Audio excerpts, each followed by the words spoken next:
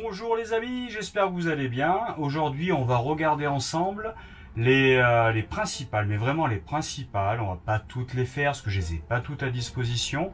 Donc les principales commandes de chauffe-eau-chauffage qu'on peut trouver dans un camping-car. C'est-à-dire on va regarder le Truma, on va regarder le Webasto et les Verspatcher. Donc je vous propose de me suivre. C'est parti, on y va. Une petite vidéo en dit plus long qu'une grande notice. Et voici la commande CP+, donc la commande qu'on va trouver le plus souvent. Celle-ci est adaptée uniquement pour une installation avec chauffage au gaz, mais vous pouvez l'avoir également avec une installation avec le chauffage électrique. Je vous ferai voir ça tout à l'heure. Donc là on appuie pour entrer dans le menu tout simplement. Là on va avoir un petit logo qui clignote, donc c'est le logo qui est actif. Si j'appuie sur le bouton, je vais rentrer dans le menu qui lui est dédié. Donc ça tout simplement c'est le c'est donc la température dans la cellule, c'est le chauffage. Là je vais faire voilà. La température dans l'eau, c'est le chauffe-eau. Ça c'est pour doubler la force de ventilation si besoin est. Ici pour programmer un heure de début et de fin pour le chauffe-eau et le chauffage ou l'un ou l'autre tout seul. Là c'est pour régler l'heure, tiens on va aller. Voyez. En gros comment ça fonctionne. Je fais clignoter, j'appuie, j'entre dans le menu. Donc là admettons qu'il soit, allez on va dire 11 heures, je valide, et demi, allez hop on va se mettre un petit 30, voilà, tac, et je valide. Et si je sors avec le bouton, parce qu'on a le bouton retour qui est là, j'ai mis mon heure en route tout simplement. Donc en gros comment ça fonctionne, on appuie. Si je veux mettre de l'eau chaude, évidemment en amont j'ouvre le gaz, autrement ça fonctionnera pas. Je fais tourner pour qu'il clignote, j'appuie, là il est sur off. Si je fais tourner après, écho c'est 40 degrés, hot c'est 70 degrés ou 60 degrés, ça dépend. Et boost c'est pour que ça aille un peu plus vite, moi je mets toujours boost. Et là, logiquement, dans 18 minutes, j'ai de l'eau chaude. Il faut bien attendre 18 minutes. Donc là, vous voyez, si je reviens en arrière, on sait que l'eau est en route sur Boost, c'est écrit. On sait que c'est sur le gaz et on sait qu'il est 11h30. Si on avait une installation électrique, on aurait par exemple des petites éclairs là qui correspondraient aux deux résistances qui seraient disponibles. Donc on pourrait mettre une résistance toute seule à 900 watts ou deux, ce qui nous ferait 1800 watts. Et après quand on est au gaz, on est sur des installations à 4000 ou 6000 watts, ça dépend de l'installation. Quand il y a l'électricité, souvent c'est les 6000, c'est les plus gros. En règle générale, ce qu'on voit, c'est au-dessus des véhicules de plus de 7 mètres, on va être sur des chauffages 6000 watts. En dessous, on va être sur des 4000, ça suffit amplement. Donc je rentre dedans. J'ai mis mon chauffe-eau pour l'arrêter, je retourne, je fais clignoter, j'appuie dessus, je repars dans l'autre sens en faisant tourner jusqu'à off et j'appuie. Il n'y a plus rien au-dessus, j'ai arrêté mon chauffe-eau. Je vais mettre mon chauffage, je fais tourner, ça clignote, j'appuie, je choisis au degré près la température souhaitée et je valide. Le gaz est apparu, il faut bien qu'il soit ouvert, et la ventilation. Je peux aller sur, hop, je fais tourner pour faire clignoter. Je peux appuyer, donc pour entrer dans le menu, je peux doubler ma ventilation. C'est tout ce que je peux faire. Je peux doubler ma ventilation. Donc ça, attention, mettre la ventilation sans le chauffage, je vous le dis tout de suite, ça ne sert à rien. C'est pas une climatisation du tout, du tout. Ce qui est sûr, c'est que quand on va arrêter son chauffage, donc il clignote, ce qui veut dire que si j'appuie, je rentre dans le menu dédié, je retourne vers la gauche, comme ça jusqu'à off et je valide. Tout a disparu et la ventilation s'est arrêtée automatiquement. On peut programmer également une heure de début et de fin pour le chauffe-eau et le chauffage. Donc j'appuie, start, donc début en anglais, je mets, admettons 4 heures du matin, je valide, end, je fais tourner jusqu'à 5, je valide.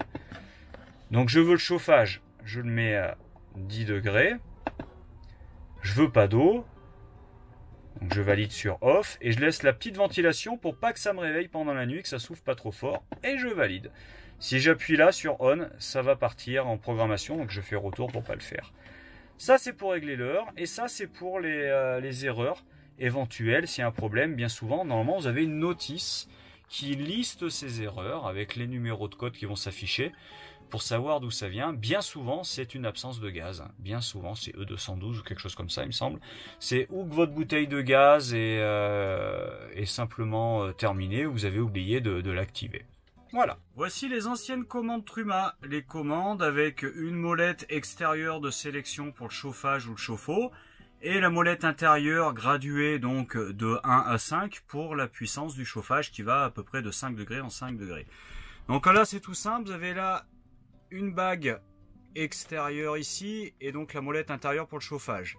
Je ne sais pas si vous voyez bien, mais juste ici on a un petit point.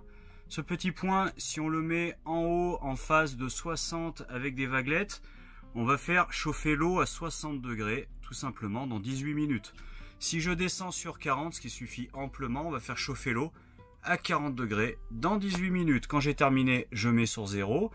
Autrement, je descends sur la petite flamme. Là, je viens d'activer mon chauffage. Ne pas oublier de mettre le gaz en route, autrement ça ne fonctionnera pas. Également pour le chauffe-eau, de la même manière. Et là, vous allez pouvoir sélectionner la puissance de votre chauffage. Et si je vais en bas, où là, j'ai la flamme plus les vaguelettes, j'ai les deux.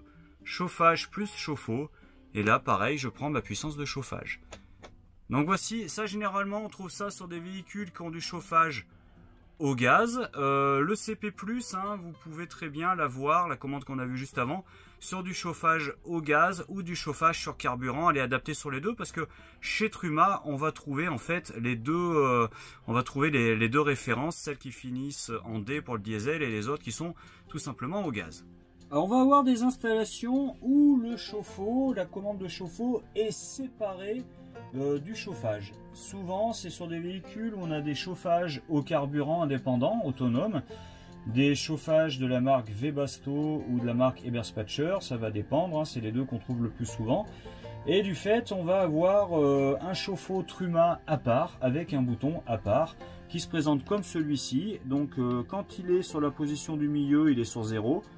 Si je mets sur la position haute 50 degrés dans 18 minutes, j'arrête. Et là, 70 degrés dans 18 minutes, j'arrête. Évidemment, pour que ça fonctionne, il va falloir que le gaz, encore une fois, soit ouvert en amont pour ce chauffe-eau. Et je vais vous montrer le chauffage sur celui-ci. Donc là, en l'occurrence, on est sur un chauffage sur carburant de la marque Webasto. Donc il s'agit juste en fait de tourner, ça s'allume et c'est parti, ça va chauffer, c'est aussi simple que ça. La seule contrainte qu'on va avoir par rapport à ce type de chauffage, c'est qu'en fait si on est sur la réserve de carburant, il ne va pas s'activer, il va privilégier le porteur du véhicule, hein, le moteur, il va privilégier le déplacement plutôt que le confort du chauffage. Et également si vous avez un Webasto, un Eberspatcher, n'hésitez pas à le mettre en route au moins une fois par an pour pas que ça s'encrasse, hein. C'est conseillé par les revendeurs. Allez, maintenant on va regarder, alors ensemble, je fais la mise au point. Voilà, allez, on va regarder ensemble maintenant le cousin germain qui vient d'Allemagne de Webasto, qui est donc la marque Eberspatcher qu'on retrouve pas mal sur des véhicules du groupe Trigano comme Challenger, Chausson, des marques comme ça. Donc c'est des commandes chauffage ou chauffe-eau également, c'est possible. Bien souvent on le trouve uniquement en chauffage quand on a un choix de chauffage sur carburant. Donc vous voyez, on appuie ici, on va avoir donc multi-contrôle. Là on n'a que le chauffage. Vous voyez, on va tourner, c'est toujours une molette qui se tourne, minuterie pour pouvoir programmer une heure de début et de fin pour le chauffage. Là le chauffage, on peut choisir 1, 2 ou 3 niveaux de chauffage, petit, moyen et fort. Et là on a notre ventilation, on peut choisir également la puissance de ventilation. On peut tout simplement, si on le désire, appuyer sur le bouton pendant 2 secondes là pour l'activer en vert. Donc vous voyez, il nous demande à quelle température on veut chauffer notre véhicule, donc on va mettre 20 degrés, on valide. Donc là il est actif, par défaut d'usine il va partir pendant 60 minutes, vous l'arrêterez avant je pense, un camping-car c'est tout petit. Déjà un quart d'heure chauffé, on est plutôt pas mal généralement. Donc voilà, vous pouvez quand même, vous voyez, modifier tout ça, valider. Hop, voici, on va arrêter, on va regarder un petit peu la minuterie. Donc on peut ajouter une minuterie. On choisit le jour parce qu'en fait là je vais pas pouvoir aller jusqu'au bout parce que j'ai pas tout paramétré, mais on met le jour, la date, l'heure et comme ça on peut choisir tel jour de telle heure à telle heure on veut que ça chauffe. Donc là en l'occurrence retour, ça va pas le faire comme j'ai pas tout paramétré. Chauffage, donc vous voyez on a éco, normal et boost. Donc là on va choisir quelle puissance on désire tout simplement, et la ventilation. Donc on a différents paliers, niveau 1, 2, 3 et 4 pour la ventilation, pour souffler plus ou moins fort. Donc je vous conseillerais de mettre un petit peu moins fort quand on dort pour pas se faire réveiller par le bruit de la ventilation. tout simplement. Hop là, allez, on va laisser comme ça et on va revenir en arrière. Hop, hop, voilà, tout simplement. Donc voilà, vous avez vu l'Eberspatcher. Alors je rentre pas dans le détail du détail parce que là après ça va être un petit peu complexe, on va y passer des heures. Vous avez une notice qui est super bien faite, qui est livrée avec votre véhicule. Si jamais vous ne l'avez pas, vous le trouvez directement sur le site d'Eberspatcher France, téléchargeable au format PDF où tout est expliqué. C'est relativement simple, hein. Donc il y a à peu près 2 ou 3 finitions différentes pour ce type de commande chez Eberspatcher. Voilà. Eh ben écoutez, j'espère que cette vidéo vous aura rendu service. Vous qui étiez peut-être bloqué avec de l'eau froide pour prendre la douche, n'hésitez pas. Si elle vous a aidé, si elle vous a rendu service, faites tourner, partagez, mettez le pouce, un commentaire. Moi, ça fait remonter ma chaîne Visite Express sur Internet. Abonnez-vous, ça fait pas de mal, hein. Et puis sur ce, je vous dis à plus tard et à bientôt sur la chaîne Visite Express dans un prochain tutoriel. À bientôt les amis.